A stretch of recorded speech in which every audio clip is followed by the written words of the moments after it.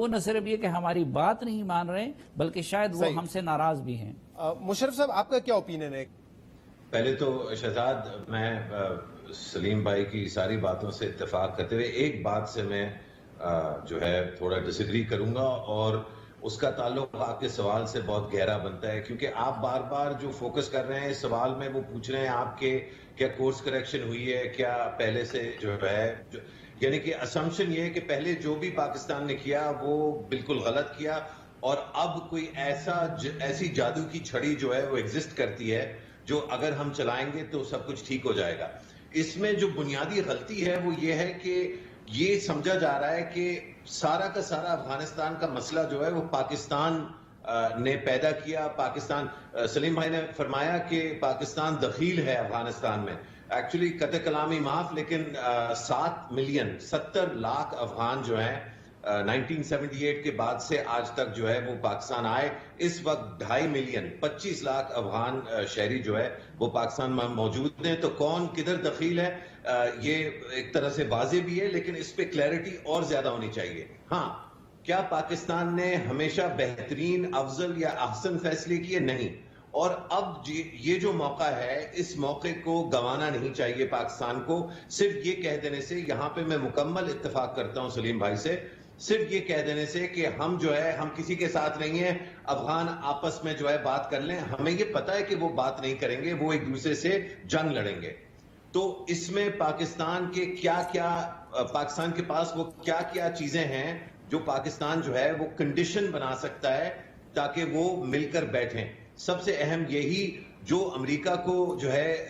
ناگزیر تھا، اور افغانوں کے لیے بھی وہ بالکل امپاسبل ہے اس سے بچنا، اور وہ یہ کہ پاکستان کا جو لینڈ روٹ ہے it is the shortest and cheapest way کہ افغانستان باقی دنیا سے تجارت کر سکے۔ تو وہ 1978 میں بھی سچ تھا، 1998 میں بھی سچ تھا، 2008 میں بھی سچ تھا، اور آج بھی سچ ہے۔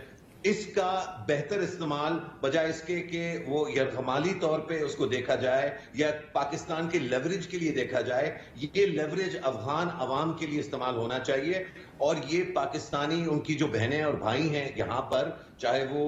ریاست میں شامل ہوں یا عام پاکستانی ہوں، یہ ایک پاکستان کی طرف سے افغانستان کے لیے ایک پرماننٹ فیسلٹی ہونی چاہیے کہ جب بھی پاکستان لیوریج استعمال کرے گا تو وہ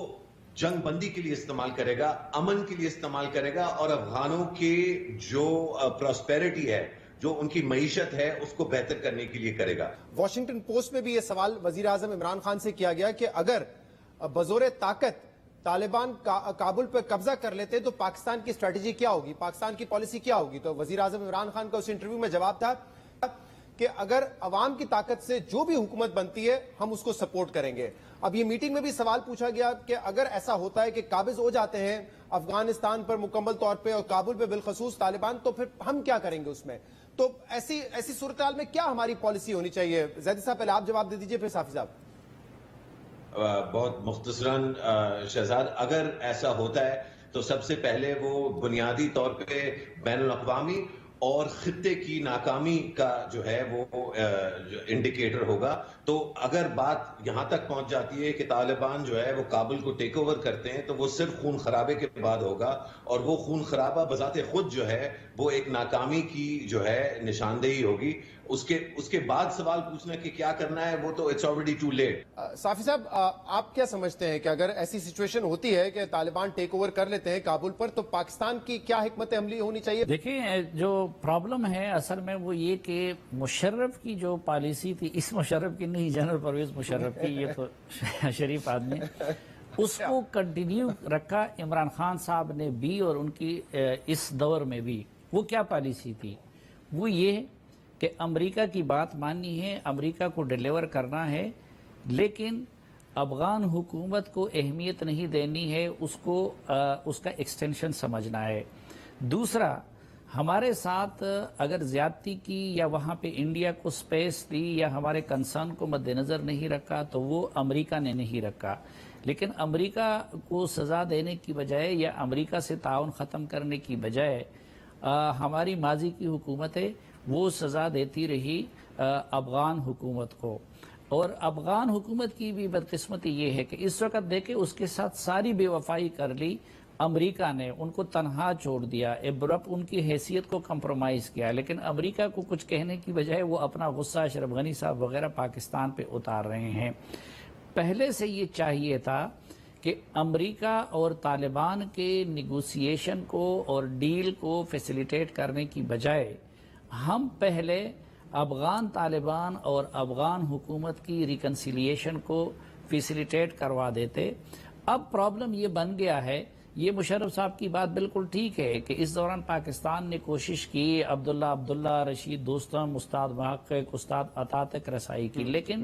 دونوں طرف ڈرائیونگ سیٹ پہ کون بیٹھے ہیں؟ ایک طرف اشرف غنی صاحب ہیں، دوسری طرف طالبان ہیں۔ ان دونوں کا رویہ وہ نہیں ہے کہ جو مفاہمت کی طرف جائے،